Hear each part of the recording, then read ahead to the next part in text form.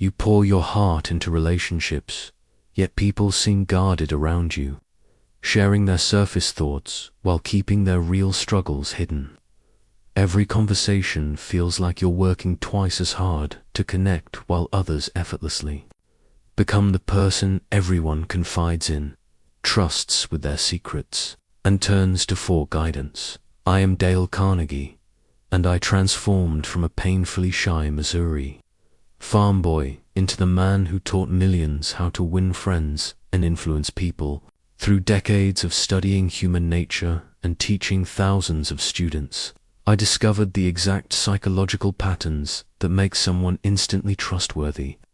The same principles that turned my own life around when I was desperate for acceptance and connection. What I learned about building trust will transform how people respond to you, giving you the ability to become the person others naturally open up to and rely on. But first, like this video, subscribe for more life-changing insights, and comment below where you're watching from. I want to know which corner of the world is ready for deeper connections. Let me take you back to a dirt farm in Missouri, where a gangly, awkward boy named Dale Carnegie, that's me, spent his nights writing in a worn leather diary, pouring out fears that would have surprised anyone who knew me later in life. I was so terrified of what others thought that I couldn't even trust my own judgment about the simplest things. My father, James William Carnegie, was a hard-working man who believed that keeping your head down and your mouth shut was the path to respectability. My mother, Amanda Elizabeth Harbison Carnegie, had dreams bigger than our small farm could contain, but she learned early to keep those dreams to herself. Between them, I inherited a peculiar combination: burning ambition wrapped in paralyzing self-doubt. Every morning, I'd wake up dreading the walk to the one-room schoolhouse where 23 other children would remind me, through their sideways glances and whispered conversations, that I didn't quite fit. My clothes were always a little too worn, my shoes a little too patched, and my ideas a little too different. I remember writing in my diary one evening. I said something about books in class today, and everyone looked at me like I had spoken in a foreign language. Maybe I should just stop talking altogether. The worst part wasn't the poverty or the isolation. It was the way I second-guessed every word before it left my mouth. I'd rehearse conversations in my head, planning exactly what I'd say, only to stumble over the simplest greeting when the moment came. I trusted everyone else's opinion more than my own, convinced that whatever I thought or felt must be wrong simply because it came from me. I'll never forget the day I worked up the courage to ask Mary Elizabeth to the church social. I had practiced my invitation for weeks, standing in front of our cracked mirror, trying to sound confident and worthy. When the moment finally came, my voice cracked so badly that she looked genuinely concerned for my health. She said yes out of pity. I was certain, and I spent the entire evening convinced she was regretting her decision. That night, I wrote pages in my diary about how I must have disappointed her, how I wasn't good enough for someone so kind and patient. I couldn't see then what I understand, now that my desperate need for approval was pushing away the very connections I craved. I was so focused on avoiding rejection that I rejected myself before anyone else could. The pattern was exhausting. At family gatherings, I'd sit quietly in the corner, afraid to contribute to conversations because I might say something foolish. At church, I'd keep my head down during discussions, even when I had strong opinions about the topics. In town, I'd hurry through my errands, avoiding eye contact with anyone who might want to chat. My diary from those years reads like a catalogue of missed opportunities and self-imposed limitations. John asked for my help with his arithmetic today, but I told him I wasn't very good at numbers. Truth is, I could have helped him easily. The preacher talked about finding your calling, and I wanted to share my thoughts, but who am I to speak up in front of the whole congregation? The irony wasn't lost on me, even then.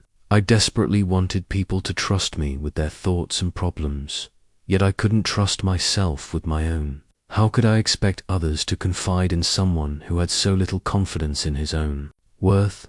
I was asking for something I wasn't willing to give, not to others, but to myself. This self-distrust created a vicious cycle. The less I trusted my own judgment, the more I sought validation from others. The more I needed their approval, the more desperate and needy I appeared. The more desperate I seemed, the less likely people were to see me as someone they could depend on. I remember one particularly painful evening when our neighbor, Mrs. Henderson, was dealing with the loss of her husband. I wanted desperately to offer comfort, to say something meaningful that might ease her pain. Instead, I stood there awkwardly, muttering some inadequate pleasantries before retreating to the safety of silence. That night, I wrote, "I have so much I want to give people, but I'm too afraid of giving the wrong thing." What I didn't understand then was that trust, both giving it and receiving it, begins with trusting yourself enough to be genuinely present with others. You can't offer authentic connection while constantly monitoring and judging your every word and gesture. You can't invite others to trust you when you're broadcasting your own lack of self-trust through every nervous gesture and hesitant word. Those diary entries, filled with self-doubt and missed connections, became the foundation of everything I would later teach about human relations. Every principle I discovered about building trust was born from understanding what it felt like to live without it, not just the trust of others, but the far more crucial trust in myself. Asterisk, asterisk, the moment that changed my life forever happened in a cramped room above Jenkins General Store in Warrensburg, Missouri. On a Tuesday evening in 1906, I was 21 years old, barely scraping by as a traveling salesman, and desperate enough to attend something called the Warrensburg Speech Club, a gathering of 12 equally terrified souls who met weekly to practice public speaking. I had joined not because I wanted to speak publicly, the very thought made my stomach churn, but because I hoped that somehow, through sheer force of will and practice, I might overcome the crippling self-consciousness that was destroying any chance I had at success. My sales numbers were abysmal, not because I didn't know my products, but because I couldn't connect with people. I was still that scared farm boy, afraid to trust his own voice. The club's format was simple. Each member would give a short speech, and the others would offer feedback. For weeks, I had sat in the back, making excuses about not being prepared, watching others stumble through their presentations with a mixture of sympathy and terror. But this particular Tuesday, our president, a kind but firm bank clerk named Walter Morrison, had had enough of my evasion. "Dale," he said, looking directly at me, "tonight it's your turn. No more excuses." My mind went completely blank. I had spent years preparing imaginary speeches, but now, faced with an actual audience, every rehearsed word vanished. I stood up, on shaking legs, walked to the front of that little room, and looked out at 11 faces, some encouraging, others merely curious, all waiting. And then something extraordinary happened. Instead of launching into a planned speech about agricultural improvements or sales techniques, I found myself talking about my father's pigs. I told them about how my father had taught me to slop the hogs every morning before school, and how I had initially resented this chore until I began to notice something remarkable. Each pig had a distinct personality. There was Gertrude, who was clever and calculating, always finding ways to get extra food. There was Bruno, gentle and generous, who would step aside to let smaller pigs eat first.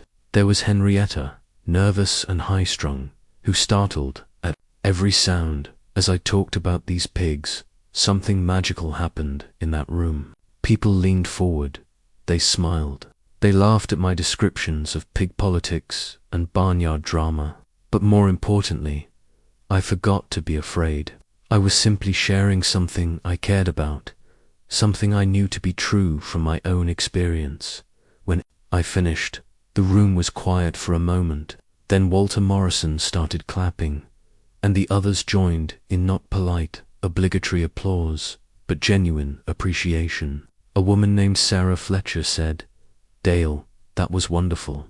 I felt like I was right there in that barnyard with you." That's when the revelation hit me like a lightning bolt. I had spent years trying to be someone I thought others wanted me to be, carefully crafting words and personas that felt safe and acceptable. But in that moment, talking about pig personalities, I had simply been myself, and people responded, not despite my authenticity, but because of it. After the meeting, 3 different people approached me to continue conversations. Old Mr. Hartwell, who owned the hardware store, wanted to share stories about his own experiences with farm animals. Sarah Fletcher asked if I'd be interested in helping her cousin, who was struggling with his livestock. Young Tommy Burns, barely 18, said my speech had made him feel less alone about being different. For the first time in my life, people were seeking me out, wanting to connect, because I had trusted them with something real about myself.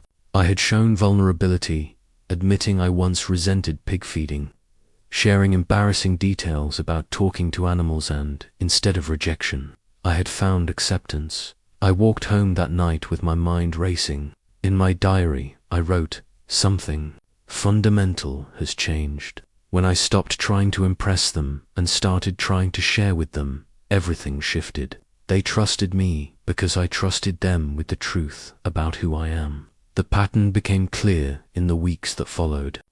Each time I spoke at the club, I experimented with greater authenticity. I told them about my failures as a salesman, my struggles with confidence, my dreams of making a difference in the world. The more genuine I became, the more people responded, with their own honesty and openness. This wasn't just about public speaking, it was about human connection. I realized that trust isn't built by presenting a perfect facade, but by having the courage to be imperfect in front of others. When you trust people with your real self, they feel safe to trust you with theirs. The transformation in my sales career was immediate and dramatic. Instead of trying to convince farmers to buy products they might not need, I started having genuine conversations about their challenges and struggles.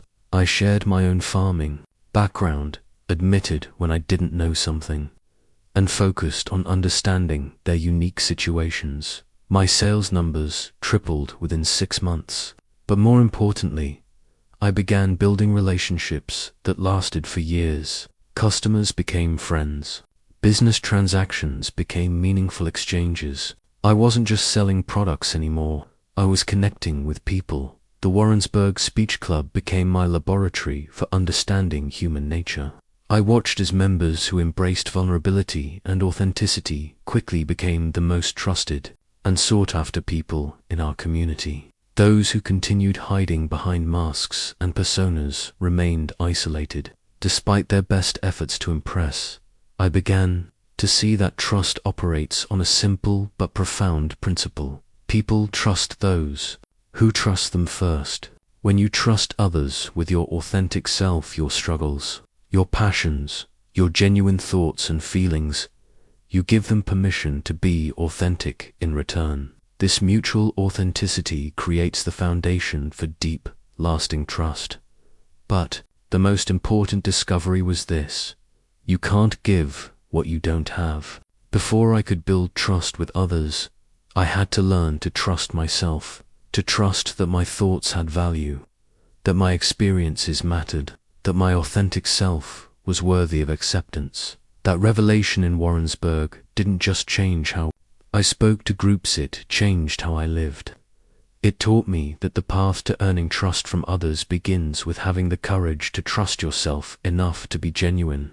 This principle would become the cornerstone of everything I would later teach about human relations and influence. After my breakthrough at the Warrensburg Speech Club, I became obsessed with understanding exactly what had happened in that room. Why had my authentic story about pigs created instant connection when all my carefully crafted presentations had fallen flat? I needed to understand the psychology behind this transformation, not just for my own growth, but because I sensed I had stumbled upon something universal about human nature. I began what would become a lifelong study of trust formation, observing people in every conceivable situation: business meetings, church gatherings, social events, even casual conversations on train platforms.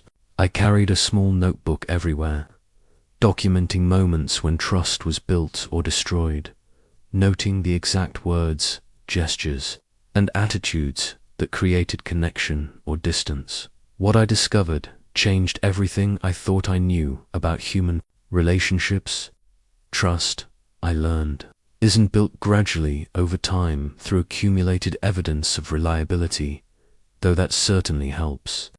Instead, trust often forms in the first few moments of interaction through 3 specific psychological triggers that operate below the level of conscious thought. The first trigger is what I came to call perceived similarity. When people sense that you share their values, experiences, or struggles, their brains automatically categorize you as safe. This isn't about pretending to be someone you're not, it's about finding and highlighting genuine common ground. In my pig story, I wasn't trying to impress anyone with sophisticated knowledge. I was sharing a humble, relatable experience that reminded them of their own connections to animals, family, or childhood responsibilities. I noticed this pattern everywhere. At the train station, I watched a well-dressed businessman strike up an immediate friendship with a farmer after discovering they both had daughters who loved horses. In church, I observed how newcomers were quickly embraced when they shared stories about struggling with the same spiritual questions that long-time members faced. The magic happened not when people presented their accomplishments, but when they revealed their common humanity. The second trigger is emotional resonance. People trust those who understand and reflect their emotional state. This goes far deeper than simply agreeing with someone's opinions.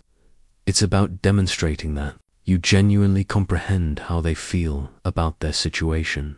When I talked about initially resenting my farm chores, I wasn't just sharing information, was acknowledging an emotion that everyone in that room had experienced about some responsibility in their own lives. I began experimenting with this principle in my sales work.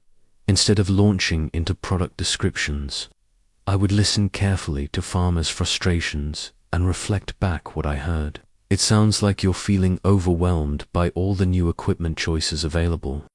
Or, I can hear how frustrated you are with solutions that promise everything but deliver nothing practical. This simple acknowledgement of their emotional reality opened doors that no amount of logical persuasion could budge. The third trigger is what I call vulnerability reciprocity. When you trust someone with something personal about yourself, their brain interprets this as evidence that you view them as trustworthy. This creates an almost irresistible psychological pressure for them to prove worthy of that trust by being open in return. My pig story worked because I had admitted something slightly embarrassing, that I had once resented a simple farm chore and that I talked to animals as if they were people. This principle explains so many failed interactions I had witnessed. People who tried to appear perfect and invulnerable actually triggered suspicion and distance. Those who shared appropriate vulnerabilities, not deep traumas or serious personal problems, but small imperfections and relatable struggles, immediate warmth and connection. But here's what fascinated me most. These triggers work because they address fundamental human fears. Every person you meet is essentially asking 3 unconscious questions. Are you like me? Do you understand me? And are you safe? When you demonstrate similarity, show emotional understanding, and display appropriate vulnerability, you answer all 3 questions positively within moments of meeting. I tested these principles systematically over the following months. In business settings, I would find genuine common ground with clients' shared challenges in their industries, similar experiences with difficult customers, or parallel struggles with new technologies. I would listen for their emotional undertones and reflect back what I heard. And I would share small, appropriate vulnerabilities that showed I was human and approachable. The results were remarkable. Meetings that should have required multiple visits were completed in single conversations. Clients began sharing confidential information about their businesses and personal concerns. Referrals increased dramatically as people actively recommended me to their friends and colleagues. But the most important discovery was that these trust triggers must be genuine to work effectively. People have sophisticated unconscious detection systems for authenticity. When you fake similarity, manufactured emotional understanding, or calculated vulnerability, these manipulations often backfire spectacularly. The triggers work because they represent real human connection, not because they're clever psychological techniques. This understanding revolutionized my approach to every relationship.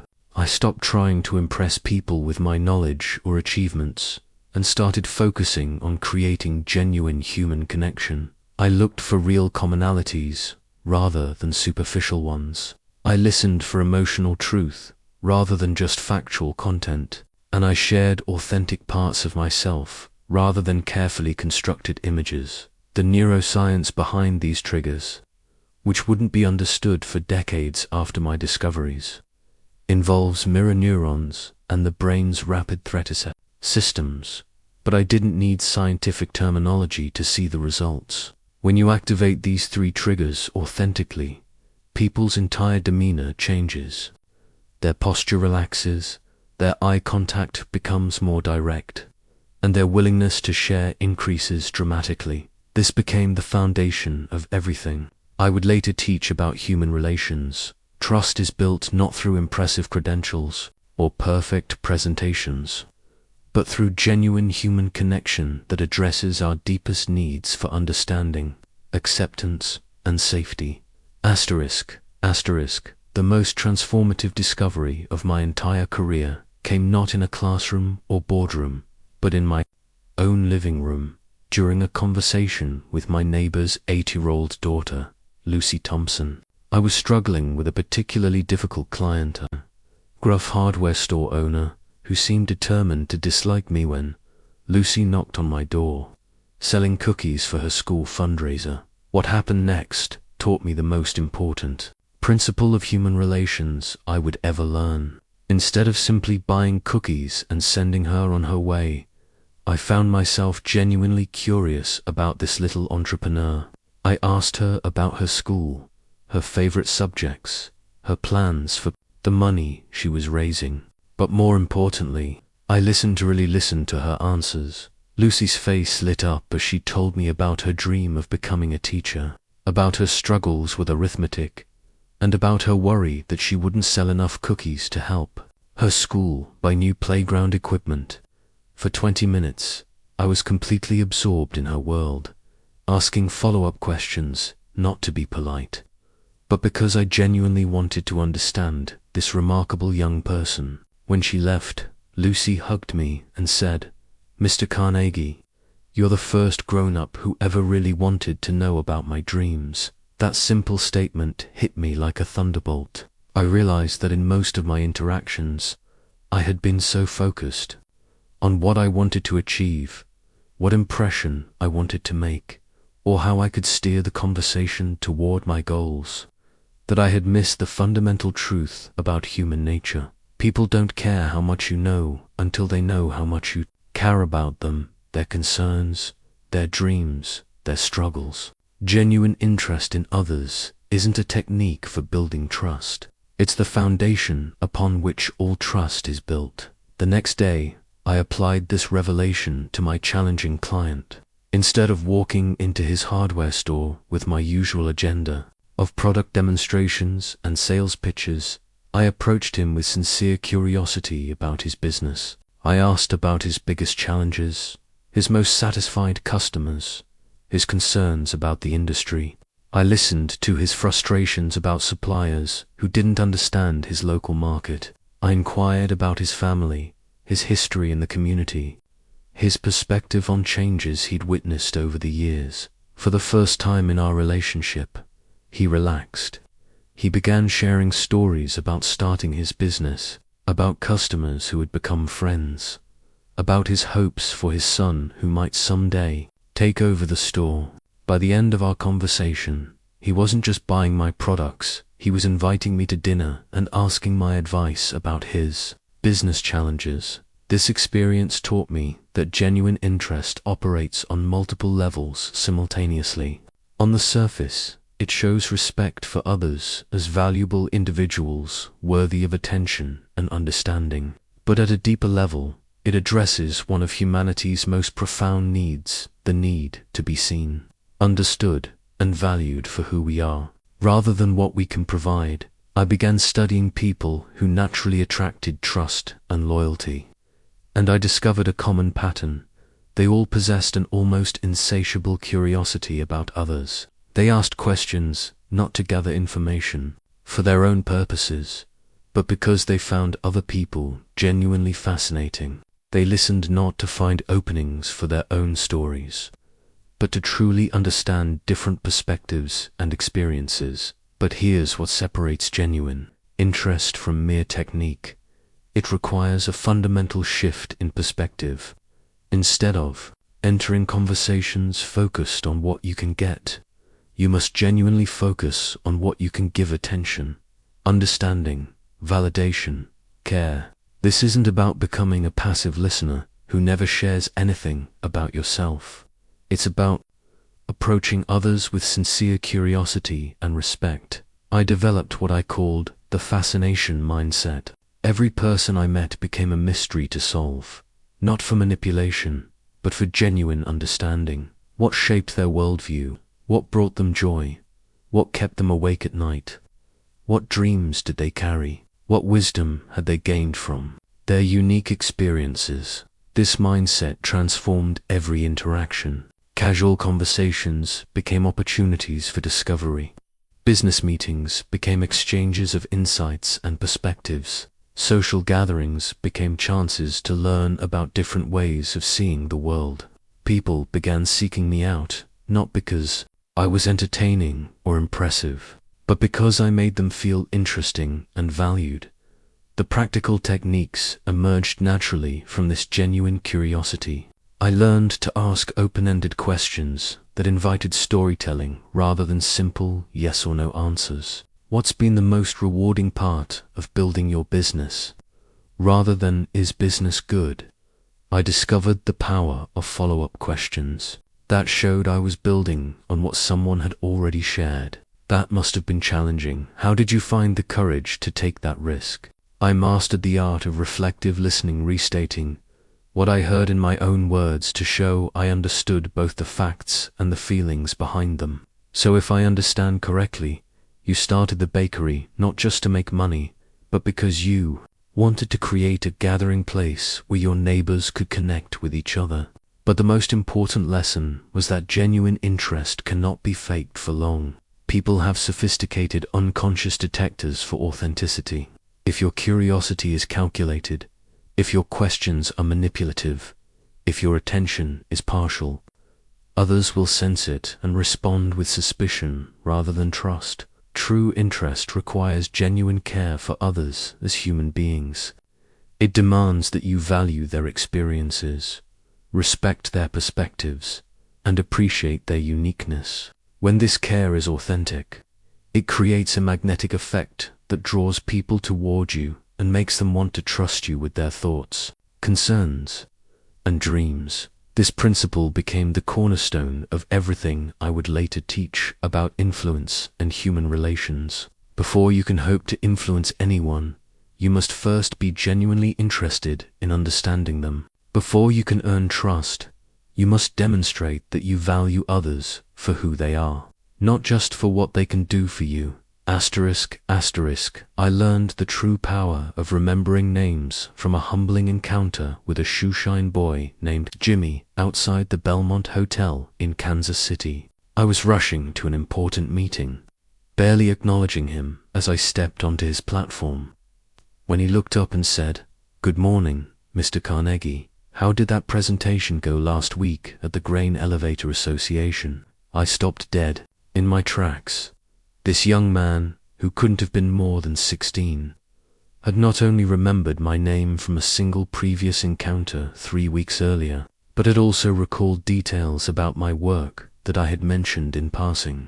In that moment, he made me feel more important and valued than some business executives I'd known for years.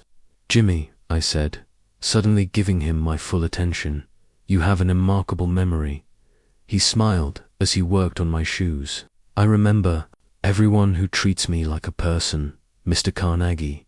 You asked about my family last time, and you really listened when I told you about my sister starting school. Most folks just see a shoeshine boy, but you saw Jimmy Thompson." That encounter changed my understanding of memory's role in building trust. Jimmy hadn't just remembered my name, he had remembered me as a person worthy of his attention and care. By doing so, he had made me feel significant, valued, and seen. It was a masterclass in human relations delivered by a teenager who understood something that escaped most adults. I began studying the psychology of names and personal details, and what I discovered revolutionized my approach to relationships. A person's name is, to them, the sweetest and most important sound in any language. When you remember someone's name, you're acknowledging their individual identity and significance. When you forget it, you're essentially saying they don't matter enough to occupy space in your memory. But remembering names is just the beginning. What creates truly powerful connections is remembering the details that matter to people there. Children's names, their hobbies, their concerns, their dreams. These details represent what they care about most deeply, and when you remember them, you demonstrate that you care about what they care about. I developed a systematic approach to collecting and remembering personal information. Immediately after meeting someone, I would write down not just their name, but any personal details they had shared: their hometown, their family members, their interests, their challenges. I created index cards for regular contacts, noting birthdays, anniversaries, children's names, and significant events in their lives. But the system was only as good as my genuine interest in using it. The cards weren't about manipulation, they were about showing authentic care for people as individuals. When I saw Mrs. Henderson 6 months after our first meeting, I could ask specifically about her daughter's piano recital because I genuinely cared about her family's happiness, not because I was trying to impress her with my memory. The results were immediate and profound. People began lighting up when they saw me, not because I was particularly charming or entertaining, but because I made them feel remembered and valued. Business relationships deepened into friendships. Casual acquaintances became advocates and supporters. I remember walking into a Chicago office building where I visited multiple clients, and the elevator operator, a man named Frank Morrison, greeted me by name and asked about my wife's recovery from her recent illness. Several other passengers looked at me with new respect for Frank Morrison, who met hundreds of people every day. Remembered my personal details. I must be someone worth knowing. But the most powerful lesson came from observing what happened when I failed to remember. I once encountered a farmer I'd met several months earlier at his home, where he had proudly introduced me to his prize bull and told me about his daughter's engagement. When I saw him at a county fair, I remembered his name but had forgotten everything else about him. His disappointment was palpable. "I thought you were different, Mr. Carnegie," he said quietly. "I thought you actually cared about people." That painful moment taught me that remembering names without remembering what matters to people can actually be worse than forgetting both. It suggests you see them as a name in your business network, rather than as a complete human being with a rich life beyond your interaction. I learned to focus on emotional memory, not just factual memory. When someone shared a concern about their child's health, I didn't just note the child's name, I remembered their worry and followed up with genuine interest in the outcome. When someone mentioned excitement about a new business venture, I remembered their enthusiasm and asked about their progress with authentic curiosity. The technique that proved most powerful was associating names and details with the emotions people expressed when sharing them.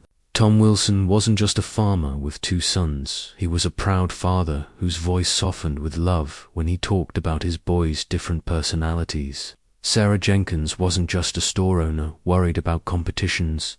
She was someone fighting to preserve her family's legacy with quiet determination. This emotional memory created connections that transcended mere business relationships.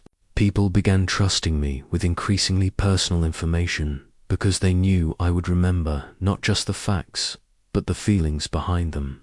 They felt safe sharing their concerns and dreams because they experienced me as someone who valued them as complete human beings. I also discovered that remembering details gives you the ability to make people feel special in groups. When introducing someone to others, I could mention specific accomplishments or interests that made them stand out.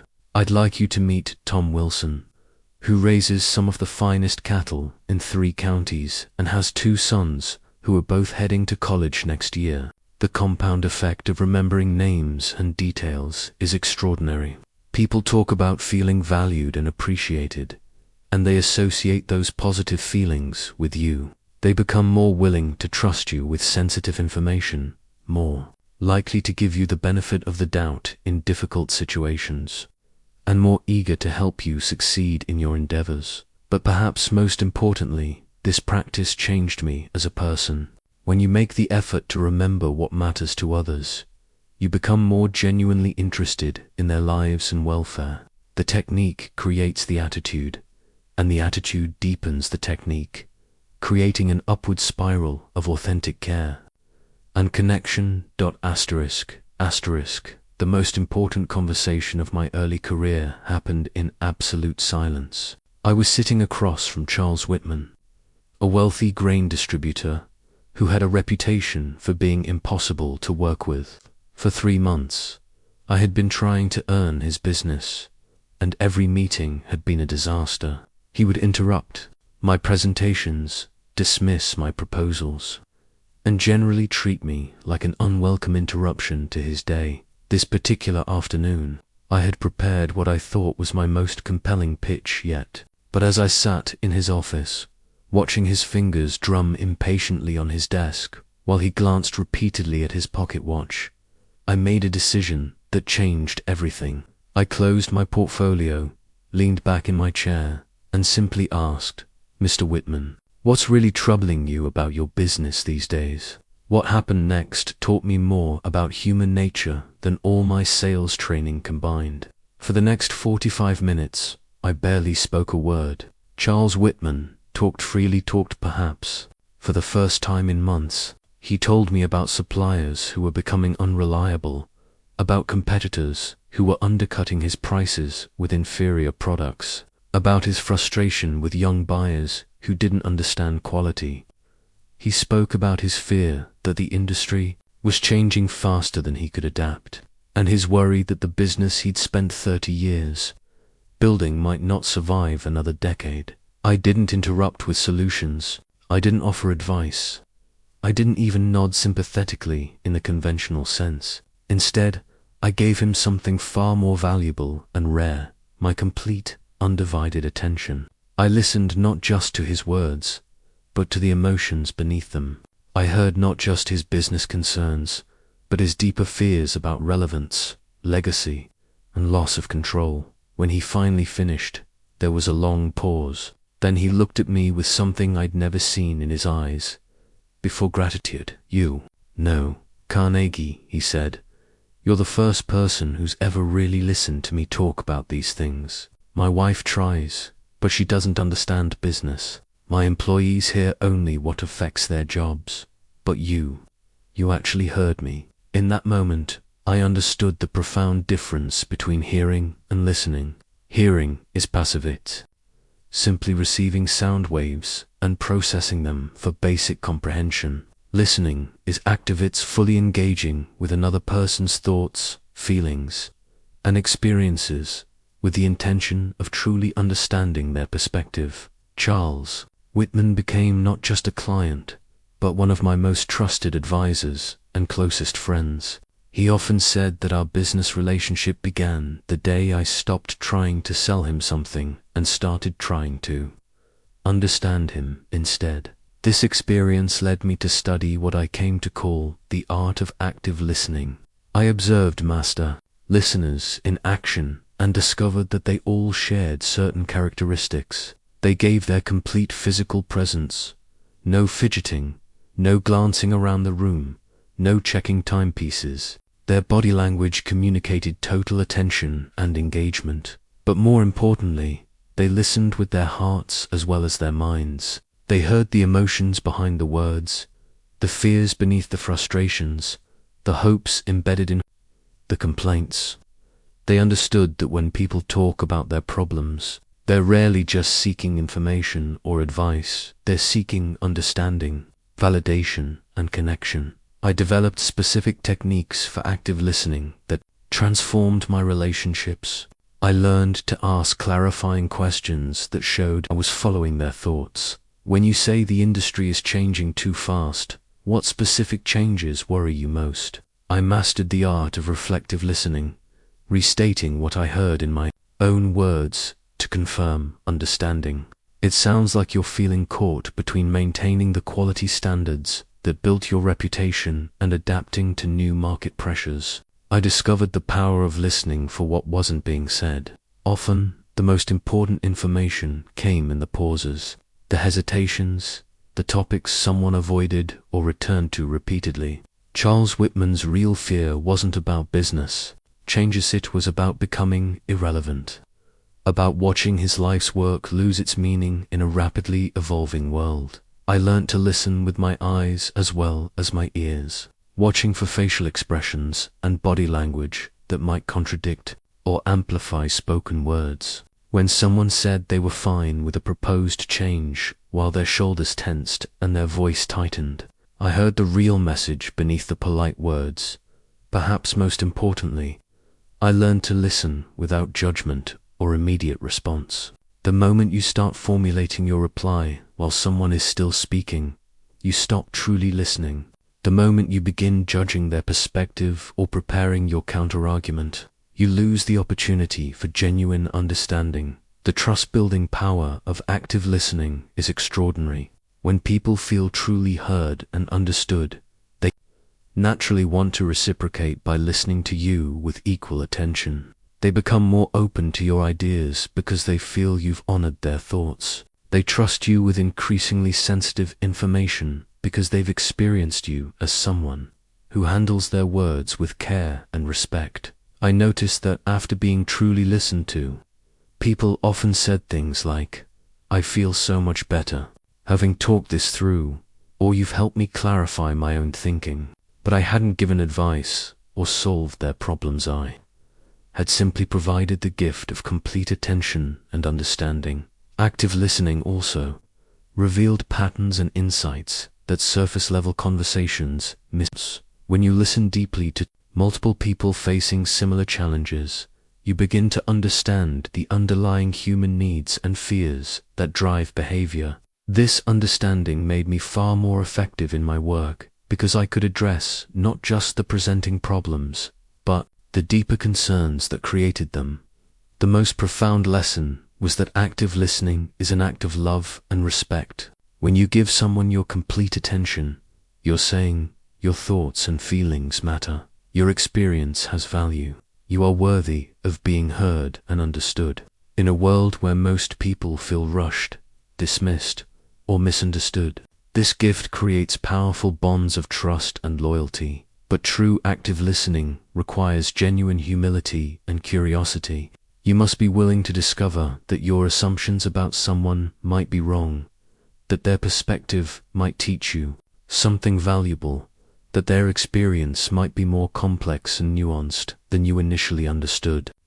This willingness to be surprised and educated by others is the foundation of all meaningful human connection.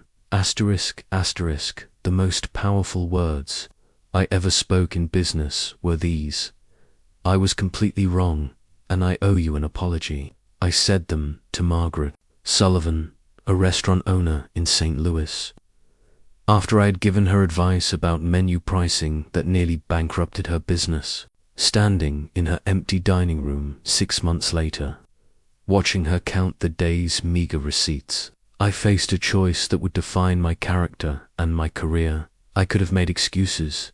The economic climate had shifted unexpectedly. Other restaurants were struggling too. Market conditions were beyond anyone's control. All of these things were true, but they missed the essential point. I had presented my pricing strategy with absolute confidence, dismissing her concerns about her customers' sensitivity to price increases. My arrogance had cost her dearly. Instead of defending myself, I chose vulnerability. "Margaret," I said, "I convinced you to raise your prices because I thought I understood your market better than you did. I was wrong. You knew your customers, and I should have listened to your instincts instead of pushing my theories. This failure is mine, not yours." What happened next taught me one of the most counterintuitive truths about human relationships. Admitting mistakes doesn't diminish trust, it creates it. Margaret's anger, which I had expected and deserved, melted into something else entirely. She sat down across from me and said, "Dale, in 20 years of business, you're the first consultant who's ever admitted being wrong. Most would find ways to blame me for not implementing their advice properly." We spent the next 2 hours rebuilding her pricing strategy together, this time with me listening to her deep knowledge of her customers' habits and preferences. 6 months later, her restaurant was thriving again. More importantly, Margaret became one of my most enthusiastic referrals, telling everyone that I was someone who could be trusted because I had the courage to own my mistakes. This experience revealed a profound truth about human psychology. People don't trust those who claim to be perfect, they trust those who prove to be honest. When you admit a mistake, you demonstrate several crucial qualities simultaneously. You show integrity by choosing truth over self-protection. You display confidence by revealing that your self-worth doesn't depend on being right all the time. And you exhibit respect for others by refusing to let them suffer for your errors. I began studying the relationship between vulnerability and trust, and what I discovered challenged everything I had been taught about projecting strength and competence. The leaders who commanded the most loyalty and respect weren't those who never made mistakes. They were those who handled their mistakes with grace, honesty, and accountability. I learned to distinguish between appropriate and inappropriate vulnerability. Admitting professional errors and learning from them builds trust. Sharing personal struggles in ways that invite connection rather than burden others can deepen relationships. But vulnerability must be balanced with competence and reliability. The goal isn't to appear weak or incompetent, but to appear human and trustworthy. The technique I developed involved 3 steps that became my standard approach to mistakes. First, acknowledge the error quickly and completely, without minimizing or making excuses. Second, take full responsibility for the consequences, demonstrating that you understand the impact of your mistake on others. Third, focus on solutions and learning, showing that you're committed to preventing similar problems in the future. I practiced this approach with small mistakes first, building my comfort with vulnerability in low-stakes situations. When I gave someone incorrect directions, I didn't just apologize, acknowledged how my error had inconvenienced them, and offered to help remedy the situation. When I misremembered details about someone's family, I admitted my mistake and asked them to remind me of the correct information. The trust-building power of this approach was remarkable. People began viewing me as unusually honest and reliable, not despite my willingness to admit mistakes, but because of it. They reasoned, quite logically, that someone who admitted small errors was unlikely to hide large ones. They felt safe working with me because they knew I wouldn't let pride prevent me from addressing problems honestly. I also discovered that admitting mistakes creates psychological safety for others. When you model vulnerability and accountability, you give others permission to be honest about their own errors and uncertainties. This creates an environment where problems get addressed quickly, rather than hidden until they become crises. The most profound lesson came from understanding that perfectionism actually undermines trust. When you present yourself as someone who never makes mistakes, others assume you're either deceptive or lack self-awareness. Neither perception builds confidence in your judgment or character, but perhaps the most powerful aspect of appropriate vulnerability is how it demonstrates confidence. In your relationships, when you admit a mistake to someone, you're essentially saying, "I trust you to handle this information with maturity and fairness. I believe our relationship is strong enough to survive my imperfection." This implicit trust often inspires others to prove worthy of it. I learned that the timing and manner of admitting mistakes matters enormously. Acknowledgement should be prompt. Waiting too long suggests you were hoping to avoid responsibility. It should be complete. Partial admissions often feel more like damage control than genuine accountability. And it should be focused on impact and solutions rather than self-flagellation or excuse-making. The business benefits of this approach extended far beyond individual relationships. Clients began trusting me with more sensitive projects because they knew I would handle problems honestly rather than defensively. Colleagues sought my advice because they valued my realistic assessments over optimistic reassurances. My reputation for integrity opened doors that technical competence alone could never have unlocked. Most importantly, this practice changed my relationship with failure itself. Instead of seeing mistakes as threats to my reputation, I began viewing them as opportunities to demonstrate character and deepen relationships. This shift reduced my anxiety about taking risks and made me more effective in challenging situations where perfection was impossible but integrity was essential. I discovered the transformative power of emotional validation during one of the most challenging conversations of my career. Robert Harrison, a factory owner in Detroit, had called me to his office in a rage.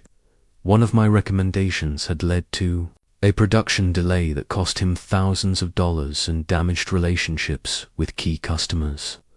I walked into that meeting expecting confrontation, prepared with facts, figures, and logical explanations for what had gone wrong. But when I saw Robert's face flushed with anger, jaw clenched with frustration, I realized that logic wasn't what he needed in that moment. He was a man under enormous pressure, facing criticism from his board of directors and worry about his company's reputation. Before he could launch into his prepared attack, I did something that surprised us both.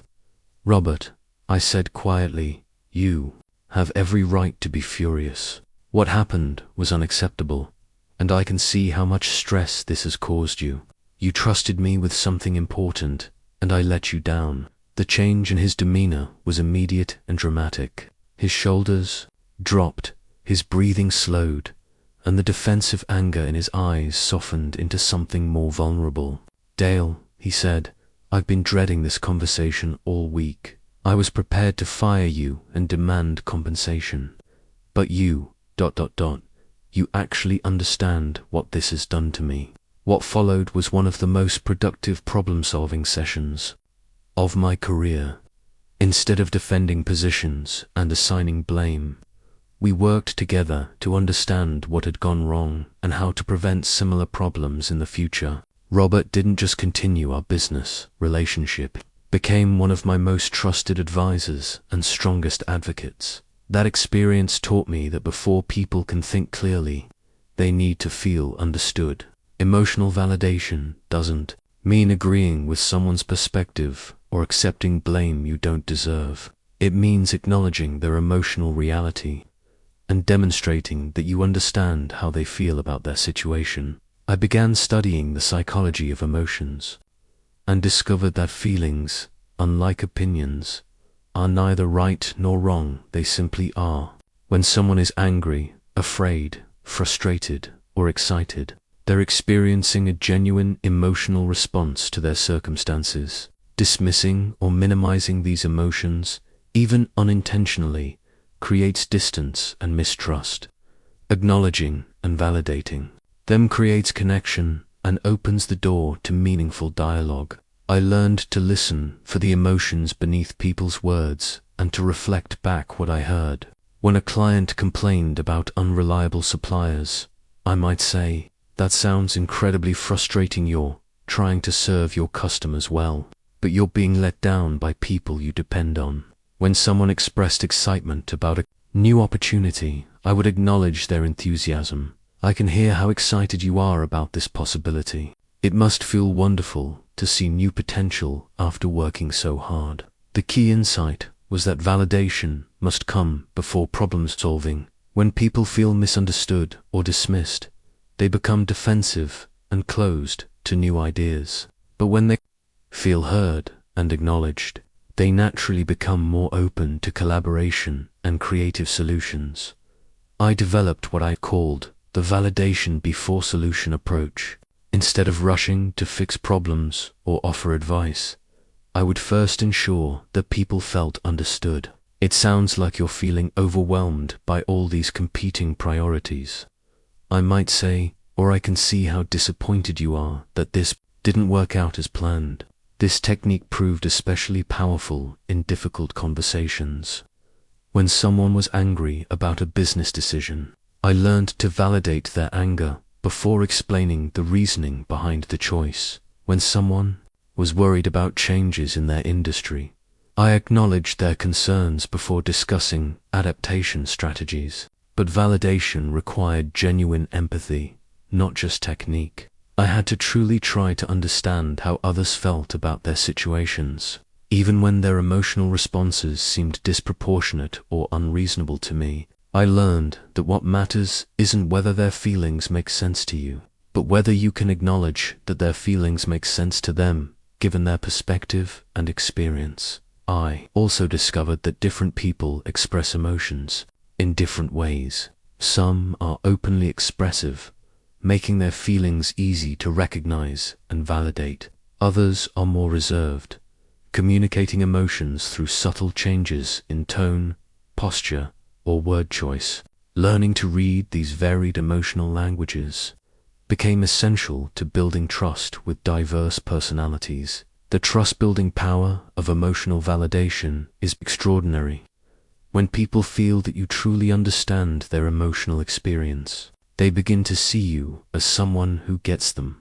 This perception creates a foundation of safety and connection that makes all other interactions more effective. I noticed that validated people became more honest about their real concerns and more creative in exploring solutions. They stopped wasting energy defending their right to feel the way they did and started focusing on addressing the underlying issues. They also became more willing to extend understanding to others, creating a positive cycle of emotional generosity.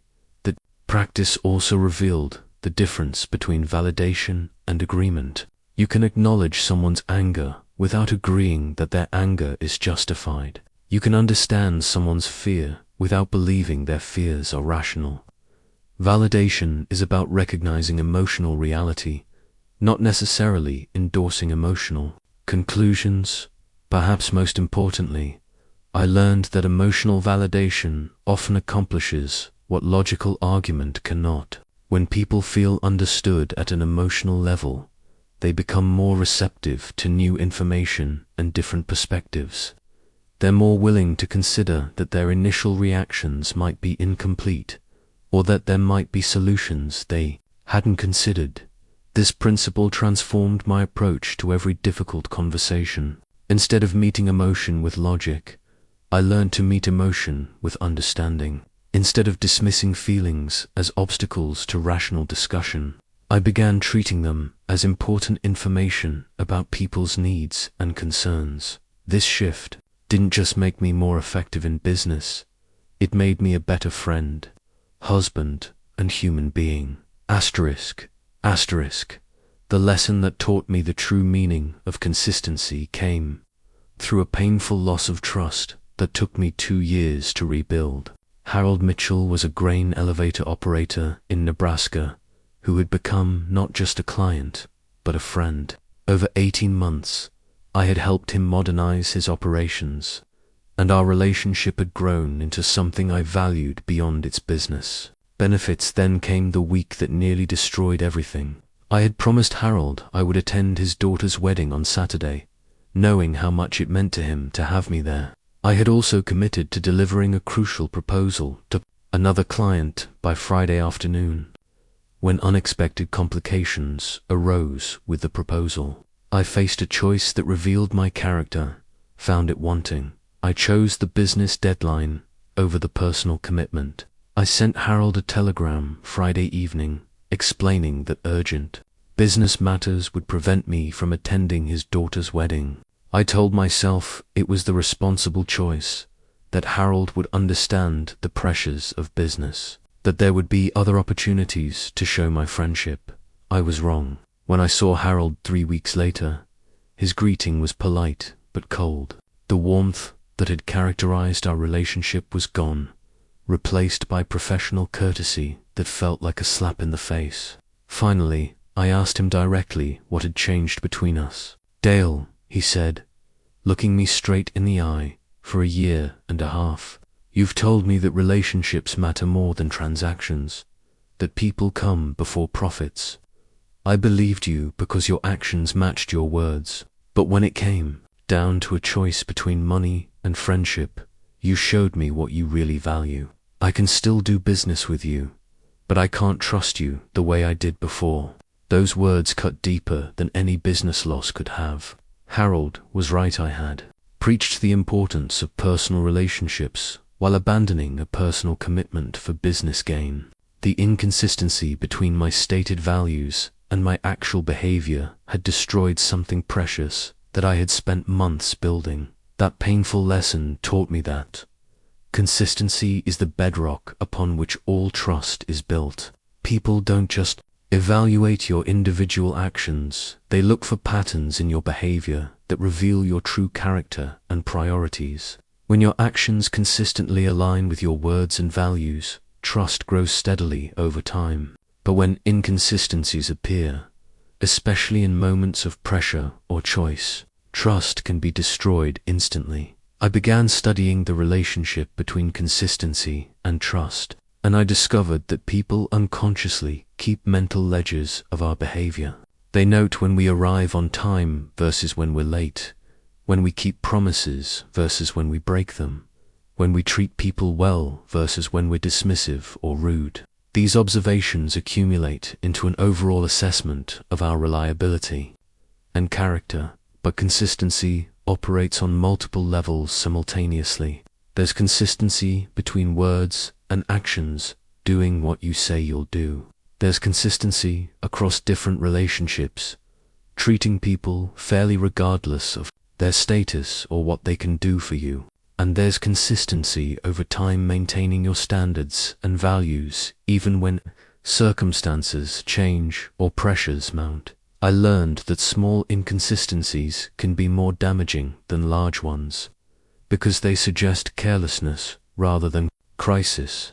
Being late to every meeting by 5 minutes communicates disrespect more clearly than missing one meeting due to a family emergency. Forgetting to return phone calls regularly suggests that people aren't important to you, while one missed call due to illness is easily forgiven. I developed what I called my integrity inventory, a daily practice of examining whether my actions had aligned with my stated values and commitments.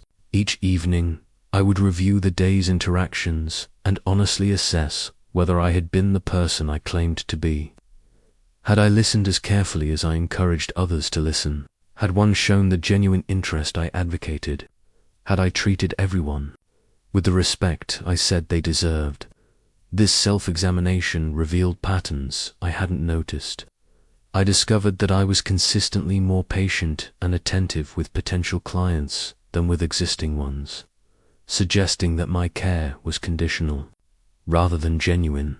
I noticed that I was more likely to keep commitments to people I perceived as important than to those I saw as less influential, revealing an inconsistency in my values that troubled me deeply. The hardest part of building consistency was maintaining standards during difficult times. It's easy to be reliable when everything is going well, but true character is revealed when you're under pressure, facing competing demands, or dealing with personal challenges. I learned that these moments don't excuse inconsistency, they reveal whether your standards are truly integrated into your character or merely convenient behaviors you adopt when it's easy. I also discovered that consistency requires saying no to good opportunities when they conflict with existing commitments. The business proposal that caused me to miss Harold's daughter's wedding was genuinely important and potentially lucrative, but by choosing it over my personal commitment, I demonstrated that my relationships were expendable when business interests were at stake. The rebuilding process with Harold taught me about the fragility and resilience of trust. It took consistent behavior over many months to restore his confidence in my character. I had to prove, through repeated actions, that my values were genuine, not just convenient marketing messages, but the effort was worth it. Our eventual reconciliation created a stronger foundation than our original relationship because it was built on tested rather than assumed consistency. I learnt that true consistency comes from having clear values and the discipline to honor them regardless of circumstances. When you know what you stand for and commit to living by those principles, decision-making becomes clearer and your behavior becomes more predictable to others. This predictability is a gift you give to the people in your life. They know what they can count on from you. The compound effect of consistency is extraordinary. People begin to relax around you because they know what to expect. They start depending on you because your reliability has been proven over time. They refer others to you because they trust that you'll treat their friends and colleagues with the same respect and care you've shown them. Most importantly, consistency between your values and actions creates internal integrity that strengthens your character and deepens your relationships. When you live authentically according to your principles, you become someone others can trust completely, not just with their business or their secrets, but with their hopes and their hearts. The moment I understood the sacred nature of confidences came during a casual conversation at the Chicago Athletic Club in 1924. I was having lunch with 3 successful businessmen when one of them began sharing details about a competitor's financial troubles, information he had learned from a mutual friend who served on both companies' boards. As he spoke, revealing private details about cash flow problems and potential bankruptcy, I watched the faces of the other 2 men at our table. What I saw there changed my understanding of trust forever. Instead of the interested engagement you might expect from gossip about a business rival, I saw discomfort, wariness, and calculation. Both men were clearly thinking the same thing. If this man would share confidential information about one person, what was to stop him from sharing their private matters with others? After lunch, one of those men, James Patterson, pulled me aside. "Dale," he said quietly, "I hope you noticed what just happened there. William has no idea that he just destroyed his reputation with everyone at that table. I'll never share anything sensitive with him again. And I suspect Robert feels the same way." That observation became a cornerstone of my understanding about human nature. People judge your trustworthiness not just by how you treat them, but by how you treat others. When you demonstrate that you can keep one person's confidences, others assume you'll keep theirs. When you prove that you can't, everyone becomes guarded around you. I began studying the psychology of confidentiality and discovered that the ability to keep secrets is one of the most powerful trust-building tools available. When someone shares sensitive information with you, they're essentially saying, "I trust you with something that could hurt me if misused." Your response to that trust, whether you honor it or betray it, sends a message about your character that spreads far beyond that individual relationship. But keeping confidences isn't just about staying silent. It's about creating a reputation as someone who can be trusted with sensitive information, someone who values discretion, someone who understands the weight of other people's private matters. This reputation becomes a magnet for deeper, more meaningful relationships because people seek out those they can trust with their real concerns and struggles. I developed what I called my vault system for handling confidential information. When someone shared something sensitive with me, I would mentally place it in a secure vault that could only be opened by them. I would never reference their private matters in conversations with others, never use their confidential information to gain advantage in business dealings, and never even hint that I possessed knowledge that others didn't have. The discipline required for this approach was more challenging than I had anticipated. Often, the information people shared with me was genuinely interesting, potentially valuable, or relevant to conversations with others. The temptation to demonstrate my insider knowledge or to seem important by hinting at private information was constant, but I learned that every time I resisted this temptation, my reputation for discretion grew stronger. I also discovered that keeping confidences often meant keeping multiple secrets that seemed to conflict with each other. Two competitors might each share their strategic plans with me, trusting that I wouldn't reveal their information to the other. Two friends might each confide their relationship problems, expecting me to maintain neutrality and discretion. Learning to hold these various trusts without feeling burdened by them became an essential skill. The most difficult situations arose when someone's confidential information could prevent harm to others. If a business owner confided that his company was about to fail, and I knew that others were considering major investments with him, the ethical dilemmas were complex. I learned to encourage people to share important information themselves rather than breaking their confidences, and to withdraw from situations where my knowledge created conflicts I couldn't resolve honorably.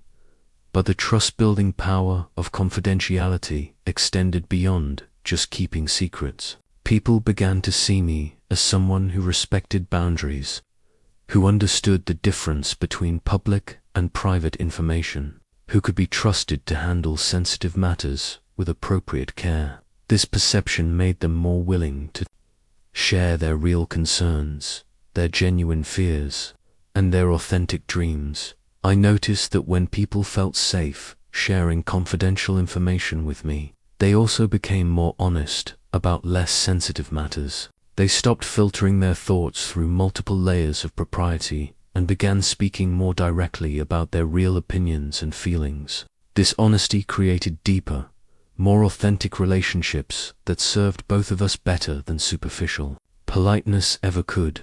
The business benefits of this reputation were substantial. Clients began sharing strategic information that helped me serve them more effectively. Colleagues confided their concerns about industry changes, giving me insights that improved my own decision-making. Even competitors occasionally shared challenges they were facing, leading to collaborative solutions that benefited everyone involved. I learned that keeping confidences also required protecting people from their own indiscretions. Sometimes people would share information they later regretted revealing, and part of being trustworthy meant never using their momentary lapses in judgment against them. If someone complained about their business partner during a stressful period, I wouldn't reference those complaints later when their relationship had improved. Perhaps most importantly, I discovered that the ability to keep confidences was closely tied to emotional maturity and self-control. It required putting others' well-being ahead of my own desire to seem important or well-informed. It demanded that I find my sense of worth in being helpful and trustworthy rather than in demonstrating how much I knew or how connected I was. The compound effect of this practice was remarkable. People began seeking me out specifically because they needed someone they could trust with sensitive information. They recommended me to others, not just for my professional skills, but for my character and discretion. My network grew not through my ability to share information, but through my proven ability to protect it. This principle taught me that true influence comes not from what you know, but from how you handle what you know. When people trust you with their confidences, they're giving you real power over their lives and reputations. Using that power, responsibly protecting rather than exploiting their trust creates bonds of loyalty and respect that lasts for decades. The most important lesson about giving credit came to me through a mistake that nearly cost me one of my most valuable relationships. I had been working with a team of agricultural specialists to develop a new training program for farmers. And when the program achieved remarkable success, I was invited to present our results at the National Agricultural Conference in Chicago. Standing before an audience of industry leaders, I spoke passionately about my innovative approach and my breakthrough methods. I detailed the program's impressive outcomes and fielded questions about my techniques with growing confidence. The presentation was a triumph for me, but afterward, when I found my colleague, Robert Stevens, waiting in the hallway, I realized I had committed a devastating error in judgment. "Dale," he said quietly, "I listened to your entire presentation. In 45 minutes, you mentioned my contributions exactly once. And that was only when someone directly asked about soil testing procedures. Mary's research into crop rotation patterns wasn't mentioned at all. Tom's innovations in pest management techniques were presented as your own discoveries." The shame I felt in that moment was overwhelming. Robert was right. I had taken credit for work that belonged to our entire team. In my excitement about the program's success and my opportunity to present, I had forgotten the fundamental principle that success is always a collaborative effort.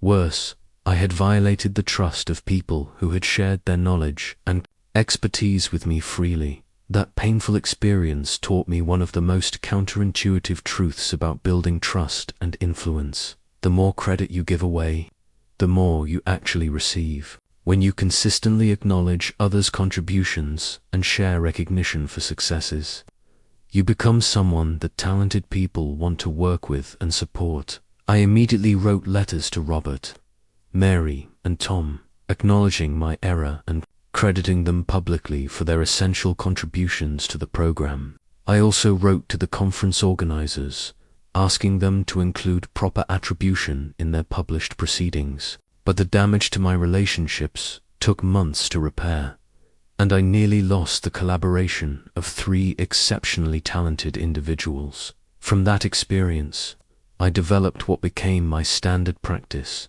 In every presentation, every article, and every conversation about successful projects, I made it a point to name and credit every person who had contributed to the outcome. I learned to say we instead of I, to highlight others' innovations and insights, and to ensure that recognition reached the people who had actually done the work. But giving credit isn't just about fairness, it's about creating an environment where talented people want to share their best ideas and efforts with you. When people know that their contributions will be recognized and valued, they become more generous with their knowledge, more creative in their suggestions, and more committed to shared success. I began studying leaders who consistently attracted exceptional team members and collaborators, and I discovered a common pattern. They were all generous with recognition and careful about sharing credit. They understood that their own success was amplified, not diminished. When they acknowledged the contributions of others, I learned to look for specific ways to highlight others' contributions. Instead of saying our team did excellent work, I would say Mary's innovative research approach gave us insights that completely changed our strategy. Instead of presenting general outcomes, I would detail how specific individuals' contributions had created specific results. The practice extended beyond formal presentations to everyday conversations. When someone complimented me on a successful project, I would immediately redirect that praise to the people who had made it possible. "Thank you, but I have to tell you about the incredible work Sarah did on the financial analysis. That's what made this whole project viable." I discovered that this approach had multiple benefits beyond simple fairness. First, it created a network of people who genuinely wanted me to succeed because they knew their own success would be recognized and celebrated. Second, it established my reputation as someone who valued collaboration over self-promotion, attracting talented individuals who preferred team success to personal glory. Third, it demonstrated confidence and security. People trust leaders who don't need to claim all the credit to feel important. When you consistently share recognition, others perceive you as someone who derives satisfaction from collective achievement rather than personal aggrandizement. I also learned that giving credit must be specific and genuine to be effective. Vague acknowledgments, like "thanks to everyone who helped," are less meaningful than detailed recognition of particular contributions. People want to know that you noticed and valued their specific efforts, not just their general presence on the team. The most powerful aspect of this practice was how it changed the dynamics of my working relationships. People began bringing me their best ideas because they trusted that their contributions would be valued and recognized. They shared sensitive information about their own projects because they knew I wouldn't use their insights without giving them credit. Colleagues started actively looking for ways to collaborate with me because they had experienced the satisfaction of being properly recognized for their work. This created a positive cycle where success led to better partnerships, which led to greater success, which attracted even more talented collaborators. I noticed that organizations and teams where credit was shared generously were consistently more innovative and productive than those where individuals competed for recognition. When people felt secure about receiving appropriate credit, they focused their energy on creating value rather than protecting their contributions or claiming others' work. Perhaps most importantly, I learned that giving credit builds your reputation as someone of character and substance. People respect leaders who are secure enough to acknowledge that their success depends on others' contributions. This respect translates into loyalty, support, and advocacy that extends far beyond any individual project or collaboration. The practice also revealed the difference between confidence and arrogance. Confident people can share credit because their sense of worth doesn't depend on receiving all the recognition. Arrogant people hoard credit because they fear that acknowledging others' contributions will diminish their own importance. This principle transformed my approach to every collaborative effort. Instead of viewing others as resources to help me achieve my goals, I began seeing myself as part of a larger effort where everyone's contributions mattered. This shift didn't just make me more effective, it made me someone that others genuinely wanted to help succeed. The conversation I had been avoiding for 3 months finally happened on a rainy Thursday afternoon in my office. Frank Morrison, a client who had become a close friend, was consistently late with payments, and his mounting debt was threatening my business. For weeks, I had made excuses to myself. Frank was going through a difficult time. Business was slow in his industry. Surely he would resolve the situation without me having to bring it up directly, but avoidance had only made the situation worse. The unpaid invoices had grown from an inconvenience to a serious problem, and my resentment was poisoning our friendship. When Frank walked into my office that day, chatting casually about his weekend plans while owing me thousands of dollars, I realized that my failure to address the issue directly was actually a failure of trust and respect. "Frank," I said, my heart pounding, "we need to talk about something important.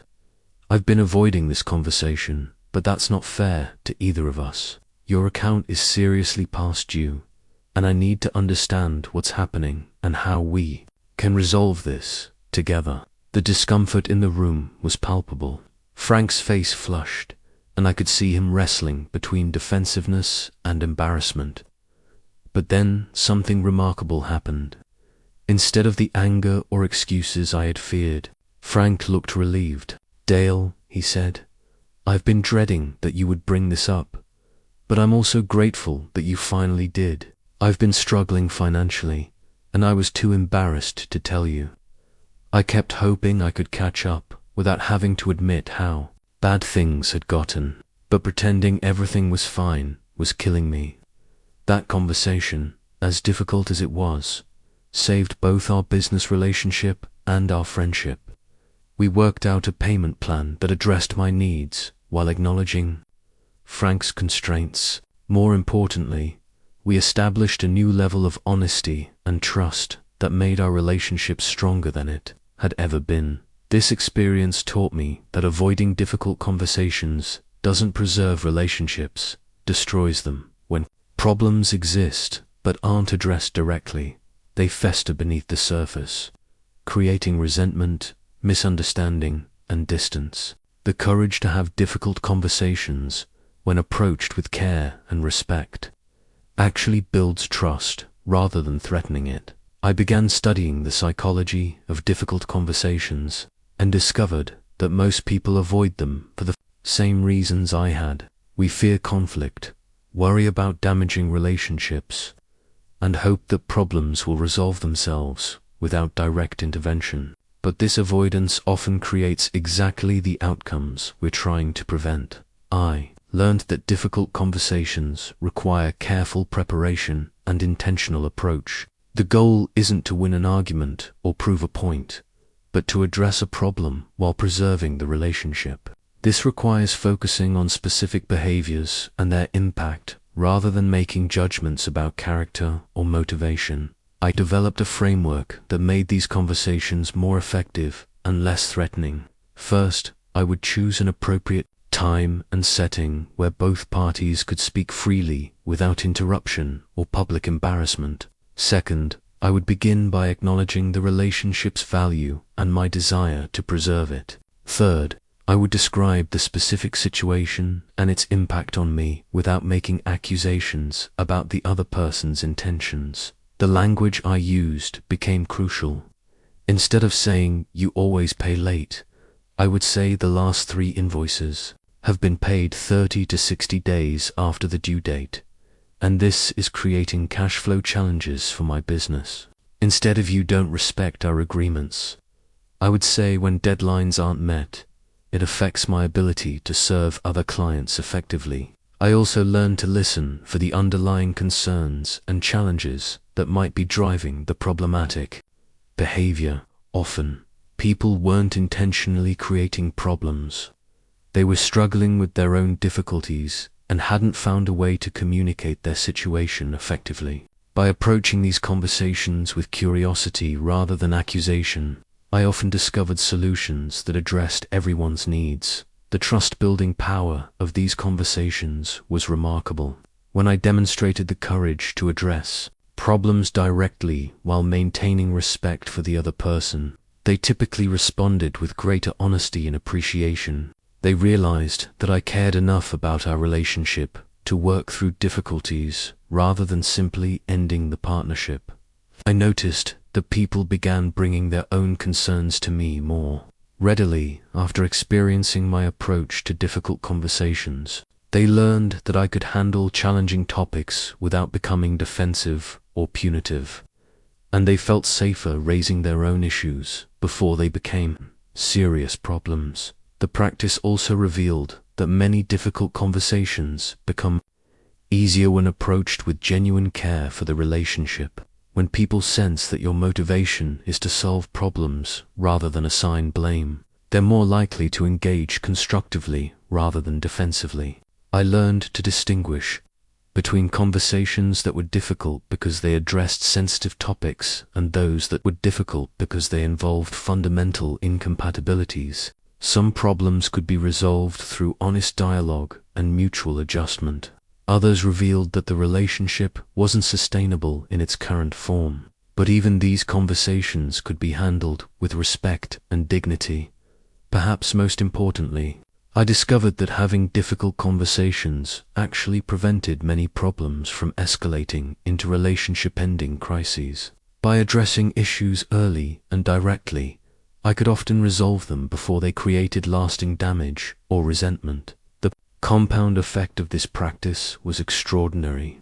My reputation for handling conflict constructively made people more willing to enter into partnerships and agreements with me because they knew that problems could be addressed openly rather than avoided until they became insurmountable. This principle taught me that trust isn't built by avoiding all conflict, but by handling inevitable conflicts with wisdom, respect, and genuine care for the relationship.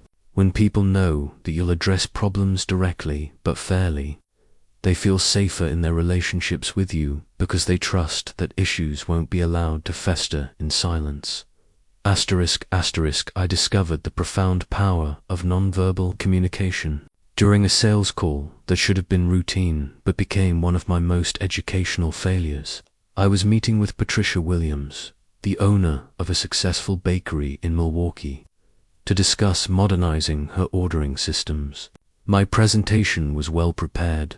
My arguments were logical, and my solutions were perfectly suited to her needs. Yet, throughout our conversation, I sensed resistance that I couldn't understand. Frustrated by her lack of enthusiasm, I asked directly, "Mrs. Williams, is there something about my proposal that concerns you?"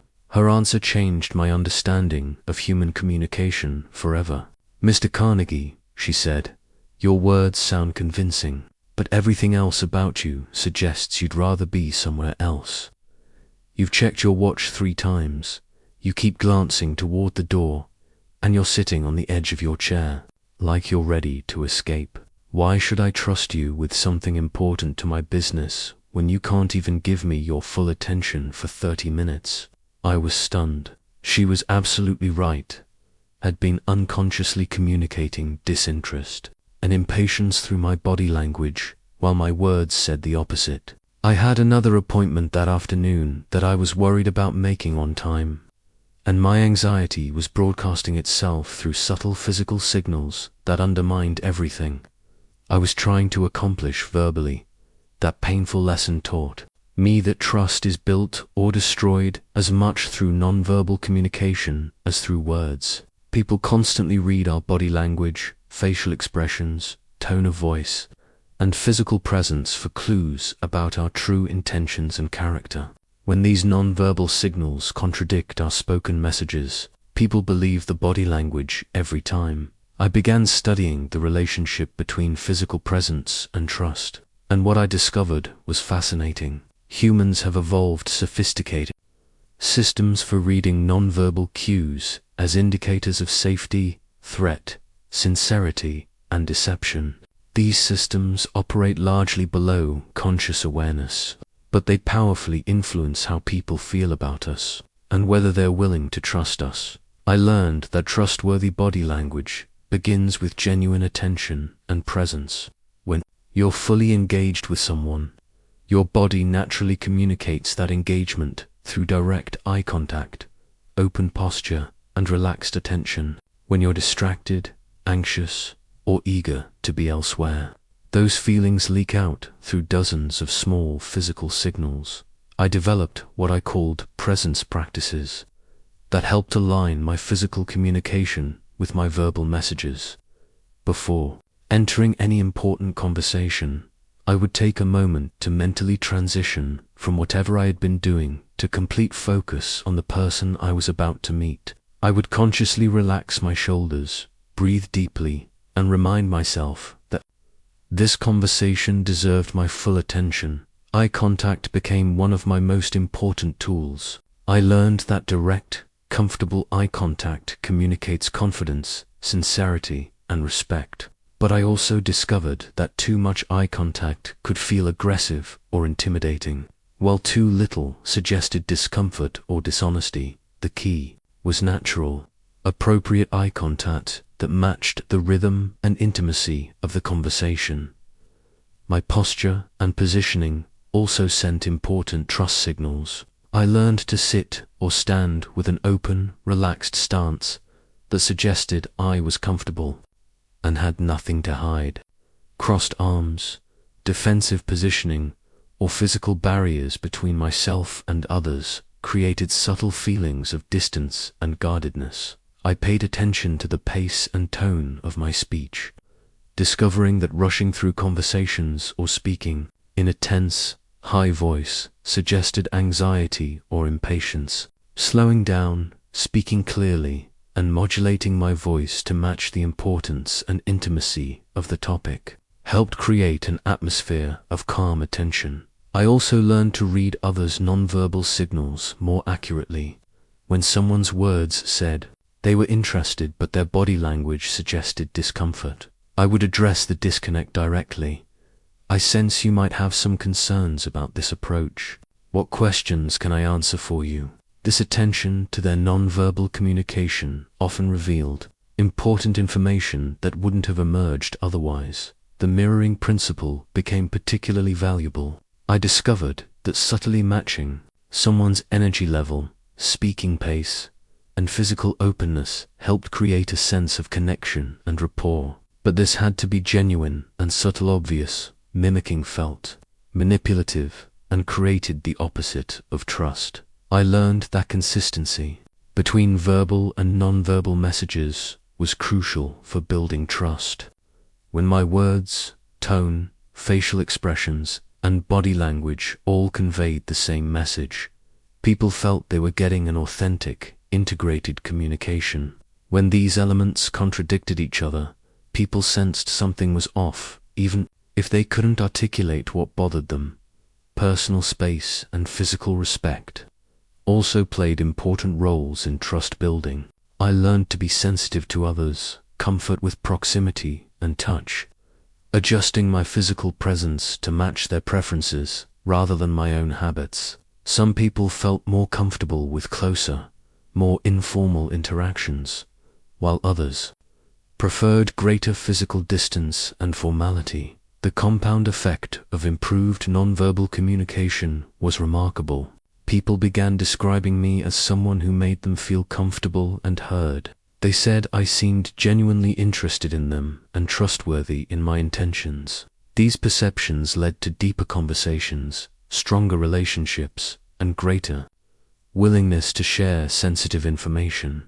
I also discovered that my own nonverbal awareness helped me stay more present and engaged in conversations. When I paid attention to my physical communication, I naturally became more focused on the people I was with and less distracted by other concerns. Perhaps most importantly, I learned that authentic, nonverbal communication flows from genuine internal states. The most effective body language comes not from technique, but from actually caring about people, being genuinely interested in their perspectives, and truly wanting to understand and help them. When your intentions are authentic, your nonverbal communication naturally supports rather than undermines your verbal messages. The greatest professional challenge of my career came when I was invited to transform the culture at Bethlehem Steel's training department. The company had a reputation for cutthroat competition between employees, where sharing information was seen as weakness and collaboration was virtually non-existent. My task was to create an environment where people would trust each other enough to work together effectively. Walking into that environment for the first time was like entering a battlefield. Engineers hoarded their discoveries. Managers competed against their peers rather than external competitors. And employees at every level watched each other with suspicion. The lack of trust wasn't just affecting morale, was costing the company millions in duplicated efforts, missed opportunities, and preventable mistakes. The transformation required adapting every principle of trust I had learned for a professional environment, where competition, hierarchy, and political considerations created unique challenges. I discovered that building trust in workplace settings demands understanding the specific fears, pressures, and incentives that shape professional behavior. The first challenge was addressing the zero-sum thinking that dominated the culture. Most employees believed that their colleagues' success would somehow diminish their own opportunities for advancement. This competitive mindset made trust seem not just unnecessary but dangerous. Sharing information or helping others succeed felt like professional suicide. I began by identifying small ways that collaboration could create wins for everyone involved. I encouraged engineers to share minor technical insights that didn't compromise their major projects, but that helped solve common problems everyone faced. When these small collaborations produced visible benefits without negative consequences, people began questioning their assumptions about professional competition. The second challenge was navigating the complex hierarchies and power dynamics that shaped every interaction. Unlike personal relationships, where people could be relatively equal, professional settings involved bosses and subordinates, competing departments, and different levels of authority and influence. Trust had to be built across these power differentials while respecting legitimate organizational structures. I learned that trust flows differently up and down hierarchies. Subordinates need to trust that their superiors will support their development, recognize their contributions, and treat them fairly. Superiors need to trust that their team members will be honest about problems, take responsibility for their work, and prioritize organizational success over personal advancement. Building trust with colleagues required demonstrating that you could be counted on without being taken advantage of. This meant being generous with help and information while maintaining appropriate boundaries around your own responsibilities and projects. It meant supporting others' success while continuing to excel in your own role. I developed specific strategies for each type of professional relationship. With superiors, I focused on radical honesty about both successes and challenges, consistent delivery on commitments, and proactive communication about potential problems. I learned to present solutions alongside problems and to acknowledge when I needed guidance or support. With subordinates, I emphasized fairness, transparency about decision-making processes, and genuine investment in their professional development. I made myself available for guidance while encouraging independent thinking and problem-solving. I consistently gave credit for their contributions and defended their interests when appropriate. With peers, I worked to identify areas of mutual benefit and shared challenges. Instead of viewing them as competitors, I looked for ways we could help each other succeed while maintaining our individual responsibilities. I shared resources, insights, and connections when doing so didn't compromise my own commitments. The most delicate aspect was handling confidential information in professional settings. Unlike personal relationships, where secrets were usually about individual matters, workplace confidences often involved strategic information, personnel issues, or competitive intelligence that could affect multiple people's careers and the organization's success. I learned to distinguish between different types of professional information and to handle each appropriately. Public information could be shared freely. Sensitive but non-confidential information required discretion about timing and context. Truly confidential information needed to be protected completely, even when sharing it might provide personal or professional advantages. Building trust also required understanding the informal networks and relationships that shaped organizational dynamics. Every workplace has unwritten rules about how things really get done, who holds informal influence, and which relationships matter most for achieving results. Respecting these invisible structures while working to make them more transparent and fair became essential for building trust across the organization.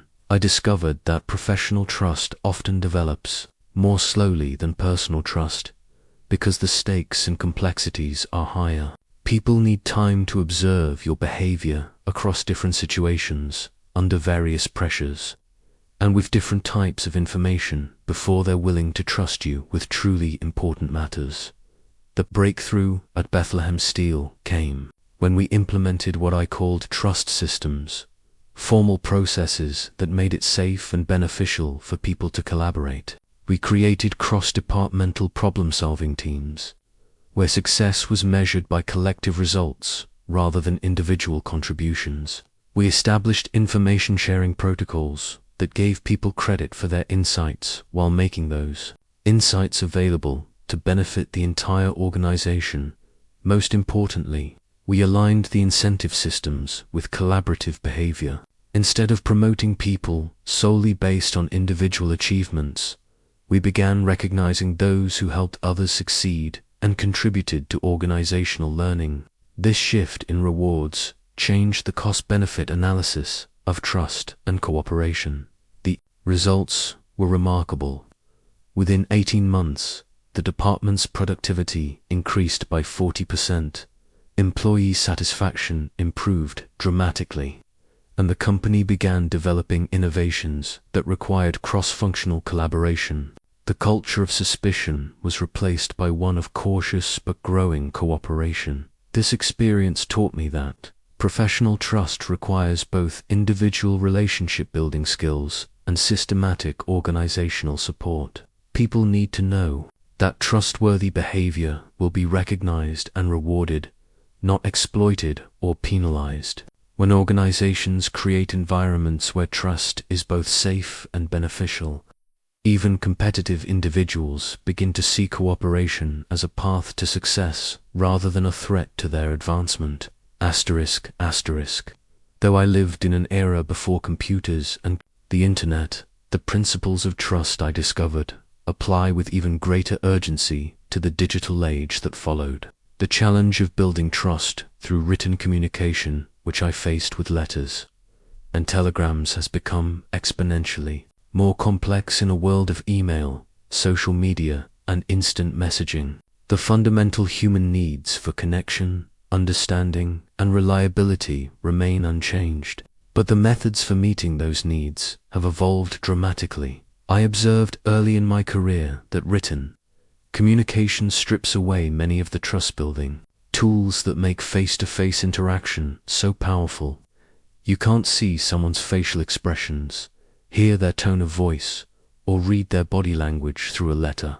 This limitation forces you to be more intentional and skilled in your word choices, more explicit about your intentions, and more careful about creating the right emotional tone. These challenges are magnified in digital communication, where messages can be sent instantly without reflection, where context is often lost, and where misunderstandings can spread and multiply rapidly. Yet the same principles I learned about building trust through letters can be adapted to create authentic connection in digital spaces. The first principle is that authenticity becomes even more important when filtered through technology. In digital communication, people have sophisticated detection systems for insincerity, manipulation, or self-promotion disguised as helpfulness.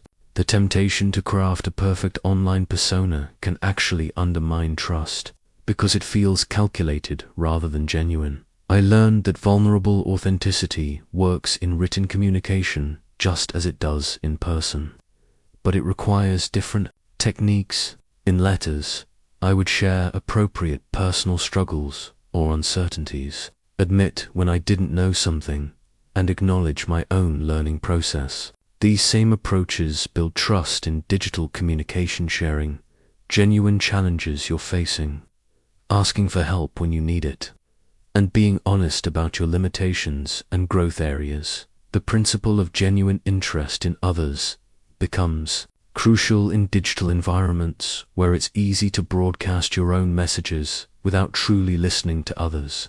Digital trust building requires actively engaging with others' content, asking thoughtful questions, and demonstrating that you've paid attention to what they've shared. This might mean commenting meaningfully on someone's social media posts, following up on concerns they've mentioned, or remembering details from previous digital conversations. Consistency becomes even more critical in digital spaces because your online communication creates a permanent record of your character and reliability. Every email, every social media post, every digital interaction either builds or erodes your reputation for trustworthiness. The persona you present online must align with who you are in person, and your digital behavior must reflect the same values and principles you claim to hold. The challenge of giving others your full attention translates to digital communication as responding thoughtfully rather than hastily, taking time to understand someone's message before replying, and avoiding the temptation to multitask while engaging in important digital conversations. Just as I learned to be fully present in face-to-face meetings, digital trust requires being fully present in your online interactions. Remembering names and personal details becomes more complex but equally important in digital relationships. The tools available make it easier to keep track of information about people, but they also make it more obvious when you haven't paid attention to what someone has shared. Digital trust building involves referencing previous conversations, acknowledging significant events in people's lives, and demonstrating that your online relationships matter to you as much as your offline ones. The principle of emotional validation applies powerfully to digital communication, where people often share personal struggles or celebrate achievements through social media or email. Responding to others' emotional expressions with understanding and appropriate support builds the same trust online that it does in person. This might mean acknowledging someone's frustration with a work situation, celebrating their personal victories, or offering encouragement during difficult times. Admitting mistakes becomes even more important in digital environments where errors can be screenshot, shared, and preserved indefinitely. The temptation to delete mistakes or pretend they didn't happen undermines trust more than the original error. Digital trust requires owning your mistakes publicly when appropriate, correcting misinformation you shared, and demonstrating that you're accountable for your online behavior. The principle of keeping confidences applies to digital communication with added complexity around privacy settings, forwarding messages, and the permanence of digital records. Trust in digital relationships requires being extremely careful about sharing others' private information, respecting the intended audience for different types of communication, and understanding that digital privacy is more complex and fragile than physical privacy. Giving credit and sharing recognition becomes both easier and more important in digital environments where content can be shared instantly and attribution can be lost quickly. Digital trust building involves consistently crediting sources, sharing others' achievements, and using the amplification power of digital platforms to highlight others' contributions rather than just promoting yourself. The timing and frequency of digital communication also affects trust. Responding promptly shows respect and attention, but overwhelming people with messages can feel aggressive or needy. Finding the right balance requires paying attention to others' communication preferences and responding to their digital communication in ways that match their style and needs. Perhaps most importantly, digital trust requires remembering that there are real human beings behind every email address, social media profile, and username. The ease of digital communication can make it tempting to treat online relationships as less real or important than face-to-face ones. But trust is built by treating all interactions with the same care and respect you would show in person. The compound effect of consistent, authentic digital communication is remarkable. People begin to see you as someone who brings genuine value to online spaces, who can be trusted with sensitive information shared digitally, and who treats virtual relationships with the same integrity you bring to in-person interactions. This reputation opens doors to opportunities, collaborations, and relationships that span both digital and physical spaces. The principles of trust remain. constant across all forms of human communication, but their application requires thoughtful adaptation to new tools and contexts. Digital communication amplifies both trust-building and trust-destroying behaviors, making it even more important to approach every interaction with intention, authenticity, and genuine care for the people on the other side of the screen. ***30. Years after my transformation from a frightened farm boy to someone people actively sought out for guidance and partnership, I sat in my study reviewing the correspondence that had accumulated over the decades. Letters from former students who had built successful careers, thank you notes from business partners who had become lifelong friends, invitations to speak at conferences where my reputation had preceded my all, evidence of something I had never planned but had somehow created, a network of trust that had grown far beyond anything I could have imagined.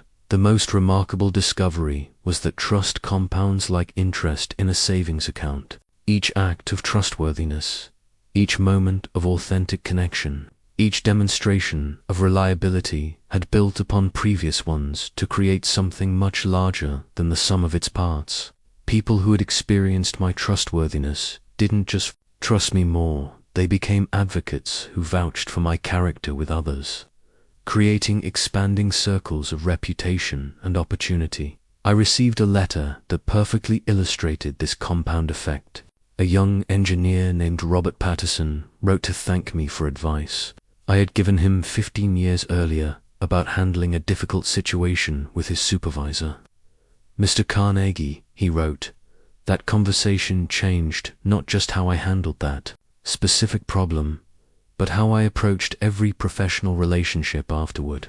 I've tried to pass along the principles you taught me to everyone I've worked with since then. 3 of my former colleagues are now using your methods in their own businesses, and they've seen the same remarkable results. This pattern repeated itself hundreds of times. People who had experienced trustworthy treatment didn't just benefit. Personally, they became ambassadors for trustworthy behavior in their own spheres of influence. They carried the principles forward into their families, their workplaces, and their communities, creating ripple effects that extended far beyond my direct reach. The business implications were staggering. Clients who trusted me referred other clients, creating a steady stream of opportunities that required no advertising or self-promotion. Business partners who had experienced my reliability sought me out for new ventures, often bringing their own networks and resources. Employees and colleagues who felt valued and respected became enthusiastic advocates who enhanced my reputation in professional circles. But the compound effect worked in both directions. I also learned that betrayals of trust multiply just as rapidly as trust-building behaviors. When someone experiences broken promises, dishonesty, or disrespect, they don't just withdraw from that relationship, they share their negative experiences with others, creating expanding circles of damaged reputation that can take years to repair. I witnessed this destructive compound effect in the career of a colleague who had chosen short-term gains over long-term relationships. His pattern of over-promising and under-delivering, of taking credit for others' work, and of sharing confidential information when it served his purposes, created a reputation that eventually made it impossible for him to maintain meaningful business relationships. The same networking effects that had accelerated my success worked against him, as people warned each other about his untrustworthiness. The mathematical nature of trust compounding became clear through careful observation. Each positive interaction didn't just improve that specific relationship, increased the likelihood that person would introduce me to others, recommend my services, or invite me into new opportunities. Each act of trustworthiness became an investment that paid dividends through multiple relationships over many years. I began tracking the origins of new business relationships and discovered that over 80% could be traced back to referrals from people who had experienced my trustworthiness firsthand. These weren't just business referrals, they were personal recommendations based on character, assessments that people had made through direct experience. The time horizon of trust compounding extends far beyond individual transactions or even business cycles. Relationships I had invested in during my early career continued to produce opportunities and collaborations decades later. People who had been junior employees when I first knew them eventually became senior executives who remembered how I had treated them when they had no power or influence to offer in return. This long-term perspective changed how I approached every interaction. Instead of calculating the immediate benefits of trustworthy behavior, I began to consider the potential compound effects over years and decades. A moment of authentic interest in someone's personal struggles might seem like a small investment, but it could become the foundation for a relationship that enriches both our lives for years to come. The compound effect also created what I came to call trust momentum. As my reputation for reliability and authenticity grew, people began giving me the benefit of the doubt in ambiguous situations. When misunderstandings occurred, they assumed positive intent. When problems arose, they looked for solutions rather than assigning blame. This goodwill became a form of social capital that made every interaction easier and more productive. Perhaps most remarkably, the compound effect of trust created opportunities I could never have imagined or planned. Invitations to speak at conferences, requests to advise organizations, introductions to influential people all emerged from the expanding network of relationships built on consistent trustworthiness. These opportunities, in turn, created new platforms for building additional relationships and expanding the compound effect even further. The network effects were particularly powerful because they operated across different spheres of life.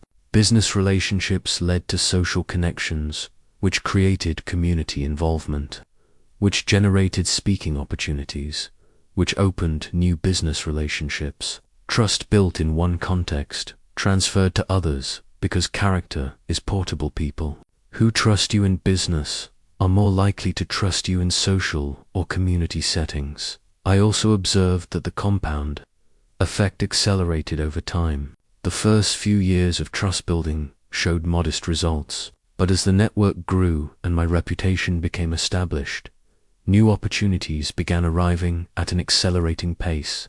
This acceleration continued for decades, suggesting that the compound effect of trust has no natural ceiling. It can continue growing as long as you continue investing in trustworthy behavior.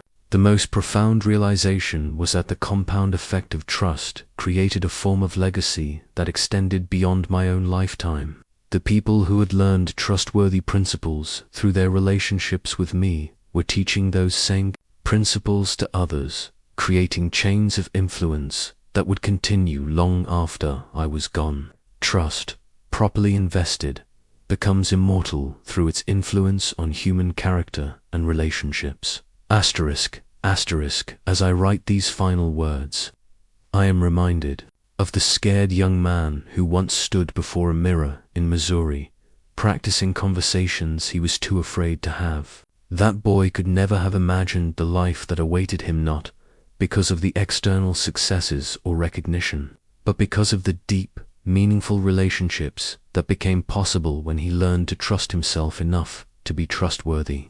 To others, the journey from isolation to connection, from fear to confidence, from self-doubt to service, taught me that becoming someone others trust instantly isn't about perfecting techniques or manipulating perceptions. It's about becoming the kind of person who genuinely deserves trust. Someone whose character, consistency, and care for others create natural magnetism that draws people toward authentic relationship.